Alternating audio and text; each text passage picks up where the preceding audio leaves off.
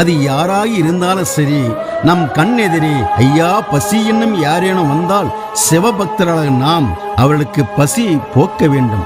முக்கியமாக பெண்களை ஒருபோதும் தவறான எண்ணத்தில் பார்க்க கூடாது. பெண்கள் மீது இச்சை கொள்வது போன்ற எந்த தவறுகளையும் செய்யக்கூடாது. சிவபக்தர்கள் இருப்பவர்கள் அவர்களுக்கு நம்மால் முடிந்த உதவிகளை செய்ய வேண்டும். தவறான எண்ணத்தில் எதையுமே செய்யக்கூடாது, நினைக்கவும் கூடாது. சிவபக்தர்களாக இருப்பவர்கள் பொன் பொருள் மீது ஆசை வைக்க கூடாது. இந்த உலகத்தில் எல்லாம் மாயை என்று நினைக்க வேண்டும். யார் மீதும் ஒரு எள்ளளவு கோபப்படக்கூடாது.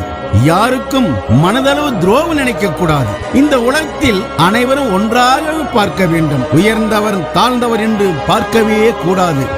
தன்னுடைய சுயநலத்திற்காக காடுகளை அழித்துவிடும் வாயில்லா ஜீவன்களை அழிப்பது இருக்கவே கூடாது.